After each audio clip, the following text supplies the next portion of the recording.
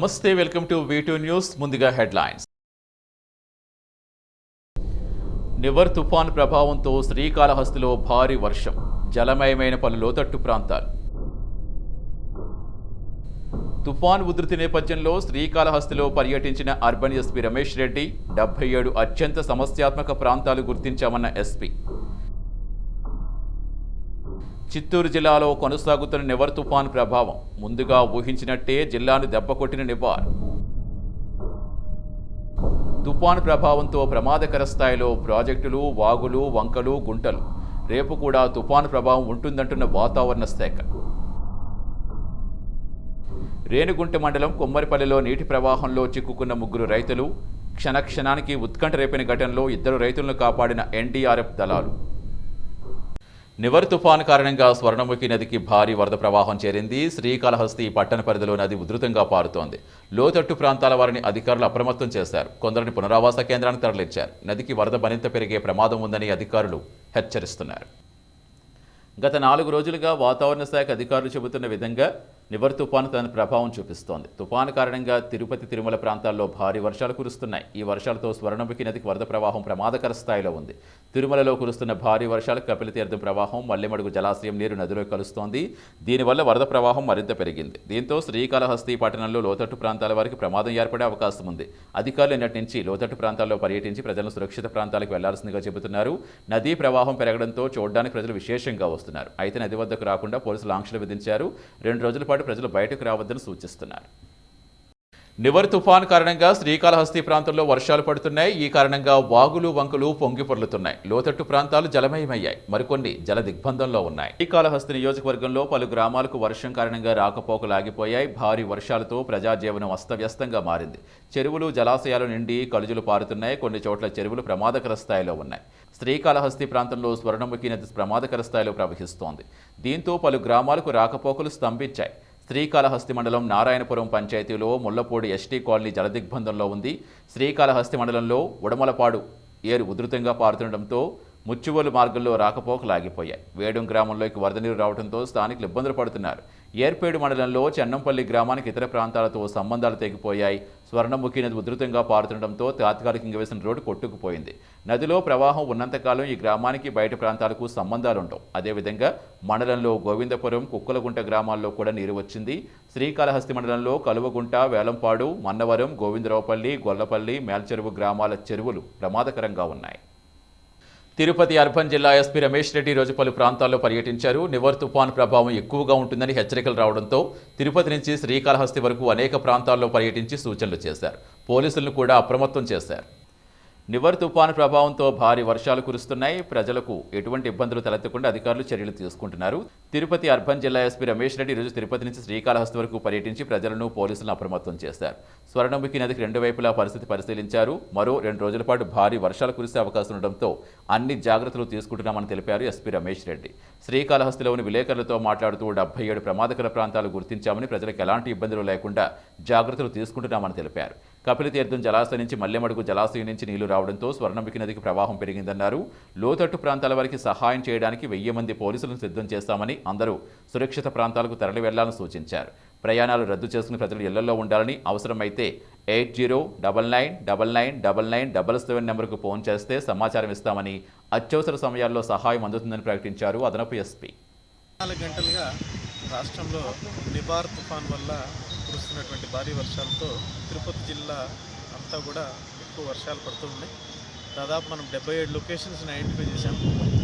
Entire జిల్లా police యంత్రాంగం గత 24 గంటలుగా అన్ని చోట్లకి విజిట్ చేయడము. ఇట్లా చూసినట్లయితే ప్రతి చోట కూడా ఎక్కడైతే వాటర్ అంతా ఎక్కువ ఫ్లో అవుతుందో, ఎస్పెషల్లీ మల్లిమడుగు రిజర్వాయర్ నుంచి కూడా వాటర్ వదలడం జరిగింది. సో రాత్రి నుంచి కూడా దాదాపు 25,000 క్యూసెక్లు వాటర్ ఎక్కువ వదలడం జరిగింది. దానివల్ల వచ్చేసి లోతట్టు ప్రాంతాల వాళ్ళందరికీ కూడా హెచ్చరికలు జారీ చేశాం. మాకు సంబంధించినటువంటి ప్రతి పోలీస్ ఆఫీసర్ దాదాపు 1000 మంది పోలీస్ ఆఫీసర్స్ వచ్చేసి ఎక్కువగా వచ్చేసి రెస్క్యూ ఆపరేషన్స్ అన్నింటిలో కూడా పాల్గొన్నారు.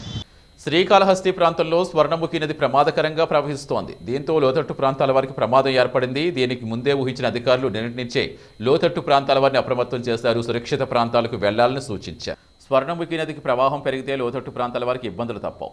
దీనిపై అధికారులు ప్రజలకు అవగాహన కల్పిస్తున్నారు. సురక్షిత ప్రాంతాలకు తరలి వెళ్లాలని లేదా ప్రభుత్వం ఏర్పాటు చేసిన పునరావాస కేంద్రాలకు వెళ్లాలని సూచిస్తున్నారు మున్సిపల్ కమిషనర్ శ్రీనివాస్.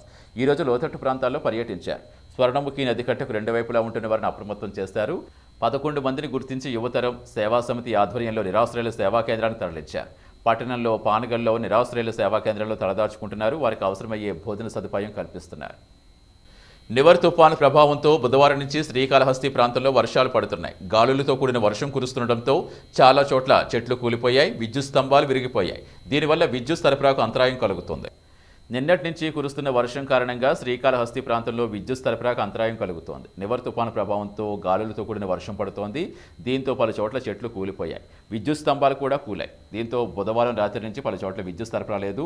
గురువారం ఉదయం తర్వాత మున్సిపాలిటీ శాఖ సిబ్బంది చెట్లు తొలగించి సరఫరా పునరుద్ధరించారు. కొన్ని గ్రామాల్లో కూడా విద్యుత్ సరఫరా లేదు. అయితే వాగులు వంకలు పారుతుండటంతో విద్యుత్ శాఖ సిబ్బంది గ్రామాలకు వెళ్లలేని పరిస్థితి ఉంది.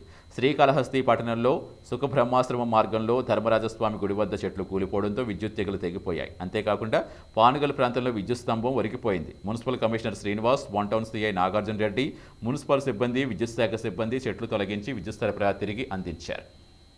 జిల్లాలో తూర్పు మండలాల్లో ఉన్న అన్ని జలవనరులు నిండిపోయాయి. చెరువులు, గుంటలతో సహా జలాశయాలు నిండుగా ఉండడమే కాకుండా కలుజులు కూడా పారుతున్నాయి. ప్రమాదాలు జరగకుండా అధికారులు, ప్రజలు అప్రమత్తంగా ఉన్నారు.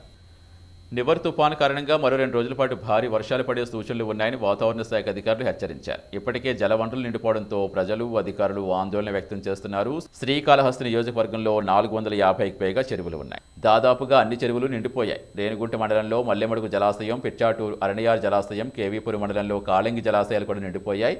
కాళంగి జలాశయం నీటి సామర్థ్యం 241 MCFTలు అయితే 194 MCFTల నీరు నిల్వ ఉంచి మిగిలిన నీటిని అధికారులు విడుదల చేశారు. 12 గేట్ల ద్వారా 8,300 క్యూసెక్కుల నీటిని జలవనరుల శాఖ అధికారులు విడుదల చేయడం జరిగింది. డిఈ గురువారెడ్డి ఆధ్వర్యంలో అధికారులు పర్యవేక్షిస్తున్నారు. అదేవిధంగా ఏర్పేడు మండలంలో సదాశివకోన జలాశయం కూడా నిండిపోయింది. వాగులు వంకలు పొంగిపొర్లుతున్నాయి. మరో 2 రోజుల పాటు భారీ వర్షాలు కురుస్తాయని అధికారులు చెబుతున్నారు. భారీ వర్షాలు వస్తే ప్రజలకు మరిన్ని ఇబ్బందులు తప్పవు. నివర్ తుఫాను వల్ల శ్రీకాళహస్తి ప్రాంతంలో భారీ జల్లులు కురుస్తున్నాయి. దీనివల్ల లోతట్టు ప్రాంతాలు జలమయమవుతున్నాయి. అయితే వర్షపు జల్లులు ఆగి పడుతుండటంతో వర్షపు నీరు కొంతమేరకు వెళ్లిపోతోంది. ఈ సందర్భంగా తెలుగుగంగా కాలనీలో ఒక భవనం కొంతమేర కూలిపోయింది. అయితే ఎవరికి ఎలాంటి ప్రమాదం జరగలేదు. దీంతో అంతా ఊపిరి పీల్చుకున్నారు. తెలుగుగంగా ప్రాజెక్టు పనులు ప్రారంభమయ్యాక ఎన్టీఆర్ నగర్కు సమీపంలో తెలుగుగంగా అధికారులు కార్యాలయ భవనాలు, నివాస భవనాలు నిర్మించారు. ప్రస్తుతం కొన్ని నిరుపయోగంగా ఉన్నాయి. తుఫాను కారణంగా భారీ జల్లులు పడుతున్నాయి. దీంతో ఒక ఇల్లు పాక్షికంగా దెబ్బతింది.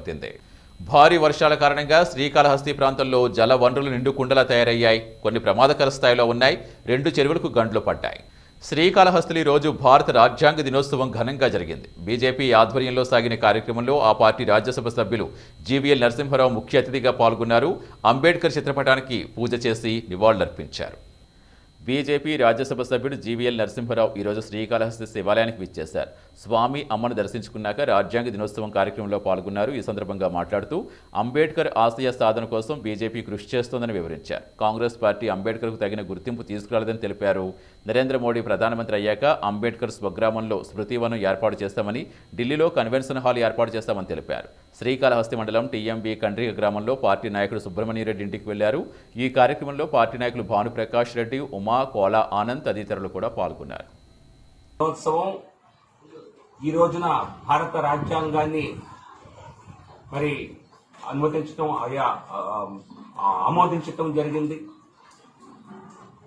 దేశానికి బిఆర్ అంబేద్కర్ లాంటి వారు, డాక్టర్ అంబేద్కర్ లాంటి వారు, అనేక మంది స్వాతంత్ర పోరాట యోధులు ఎందరో సేవలు అందించినా కూడా వారందరినీ మరి ఒక కుటుంబాన్ని దేశంలో మరి పూజించిన విధంగా కాంగ్రెస్ పార్టీ ఒక కుటుంబానికి ఇచ్చిన ప్రాధాన్యతని మరి నవ్య భారత నిర్మాణానికి, భారత రాజ్యాంగ నిర్మాత అయినటువంటి డాక్టర్ అంబేద్కర్ గారికి అటువంటి గౌరవం నిజం చెప్పాలంటే లభించలేదు. ప్రధాని గారు మోదీ అయ్యాకనే డాక్టర్ బిఆర్ 2015లో ఈ రోజుని నవంబర్ 26వ తేదీని కాన్స్టిట్యూషన్ డేగా మరి గుర్తుంచుకోవాలని, సెలబ్రేట్ చేసుకోవాలని పార్లమెంటు సమావేశంలో కూడా ఆ సమయంలో ప్రత్యేకంగా నిర్వహించి వారిని గుర్తుంచుకోవడం జరిగింది, స్మరించడం జరిగింది. అలాగే డాక్టర్ బిఆర్ అంబేద్కర్ గారి మరి చిహ్నాలైనటువంటి ఆయన పుట్టిన స్థలంలోనూ, అలాగే ఆయన చదువుకుని నివసించినటువంటి లండన్లో అపార్ట్మెంట్లోనూ ఈ రకంగా పంచతీర్థాలు అనే పేరుతో డాక్టర్ బిఆర్ అంబేద్కర్ గారి వారి గుర్తులని ఈ దేశ ప్రజలు ఎన్నటికీ మరవని విధంగా మోదీ గారి రూపకల్పన చేసి వెంటనే ఆ పంచతీర్థాలను కూడా డెవలప్ చేయడం జరిగింది.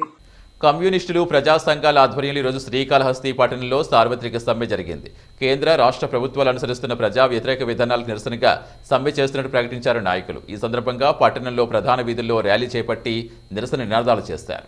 కేంద్ర రాష్ట్ర ప్రభుత్వాలు ప్రజలను ఇబ్బంది పెట్టే విధంగా వ్యవహరిస్తాయని కమ్యూనిస్టు పార్టీలు ప్రజా సంఘాల నాయకులు ఆరోపించారు.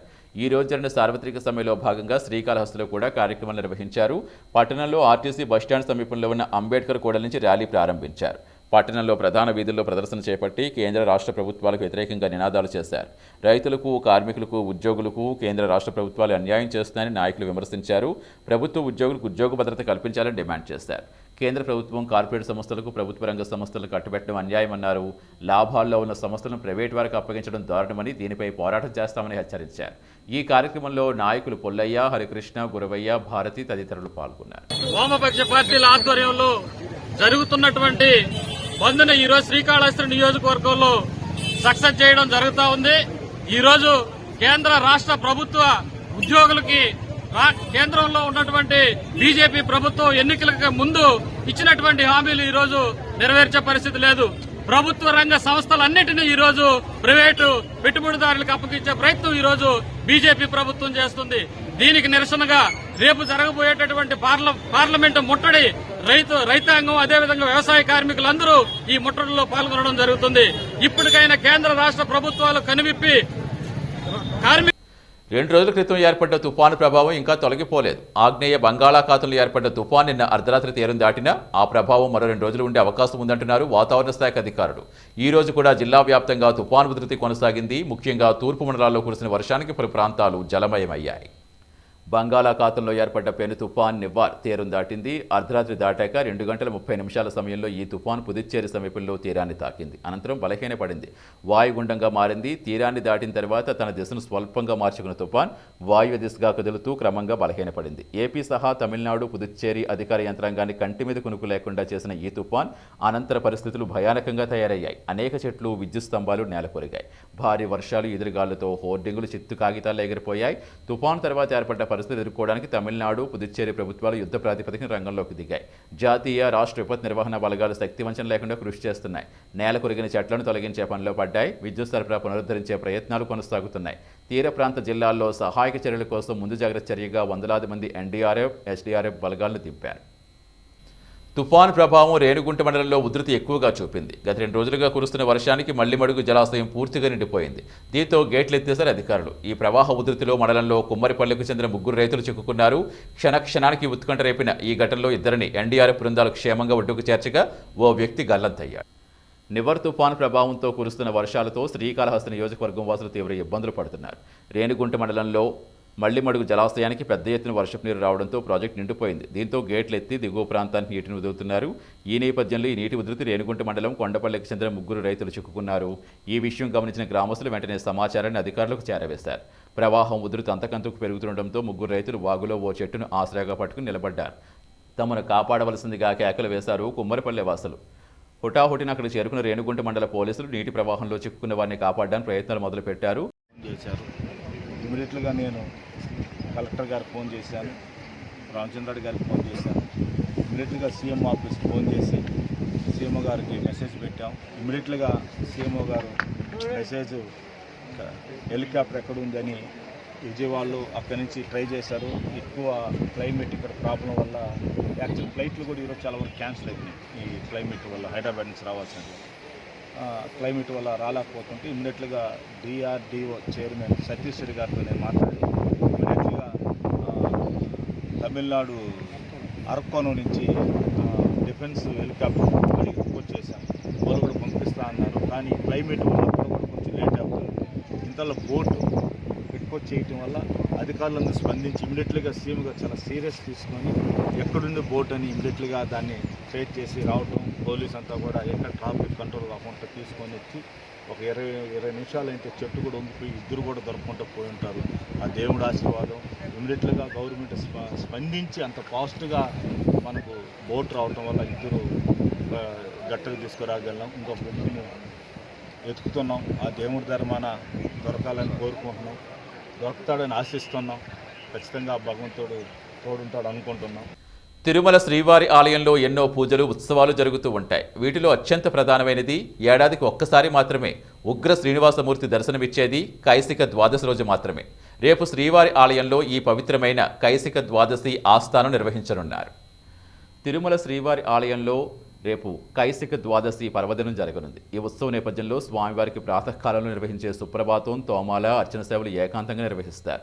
వెంకట తురైవార్ స్నపన బేరంగా పిలిచే ఉగ్ర శ్రీనివాసమూర్తిని శ్రీదేవి, భూదేవి సమేతంగా ఒక్క కైసిక ద్వాదశి రోజు మాత్రమే సూర్యోదయానికి ముందు తెల్లవారుజామున 4:45 నుంచి 5:45 తిరుమాడ వీధుల్లో ఊరేగిస్తారు. అనంతరం ఆలయం లోపల ఉదయం 6 నుంచి ఉదయం 7:30 వరకు కైసిక ద్వాదశి ఆస్థానం పురాణ పారాయణం ద్వారా ఘనంగా నిర్వహిస్తారు. పురాణాల ప్రకారం కైసిక ద్వాదశిని ప్రబోధోత్సవమని, ఉత్తనా ద్వాదశి అని కూడా వ్యవహరిస్తారు. శ్రీ మహావిష్ణువు ఆషాఢ మాసంలో శుక్లపక్షంలో వచ్చే ఏకాదశి తిథి రోజున గాఢ నిద్రలోకి వెళతారు. తిరిగి కార్తీక మాసంలో వచ్చే ద్వాదశి రోజున నిద్ర నుంచి స్వామిని లేపుతారు. అందుకే ఈ రోజున కైసిక ద్వాదశిగా చెబుతారు పూర్వీకులు. వీటి న్యూస్ ముగించే ముందు ముఖ్యాంశాలు మరోసారి. నివర్ తుఫాన్ ప్రభావంతో శ్రీకాళహస్తిలో భారీ వర్షం, జలమయమైన పలు లోతట్టు ప్రాంతాలు. తుఫాన్ ఉధృతి నేపథ్యంలో శ్రీకాళహస్తిలో పర్యటించిన అర్బన్ ఎస్పీ రమేష్ రెడ్డి 77 అత్యంత సమస్యాత్మక ప్రాంతాలు గుర్తించామన్న ఎస్పీ. చిత్తూరు జిల్లాలో కొనసాగుతున్న నివర్ తుఫాన్ ప్రభావం, ముందుగా ఊహించినట్టే జిల్లాను దెబ్బకొట్టిన నివార్. తుఫాన్ ప్రభావంతో ప్రమాదకర స్థాయిలో ప్రాజెక్టులు, వాగులు, వంకలు, గుంటలు. రేపు కూడా తుఫాన్ ప్రభావం ఉంటుందంటున్న వాతావరణ శాఖ. రేణిగుంట మండలం కొమ్మరిపల్లిలో నీటి ప్రవాహంలో చిక్కుకున్న 3 రైతులు. క్షణక్షణానికి ఉత్కంఠ రేపిన ఘటనలో 2 రైతులను కాపాడిన ఎన్డీఆర్ఎఫ్ దళాలు. ఇవి V2 న్యూస్ అప్డేట్స్. తిరిగి ప్రసారమయ్యే V2 న్యూస్లో మళ్ళీ కలుద్దాం. అంతవరకు సెలవు. నమస్తే.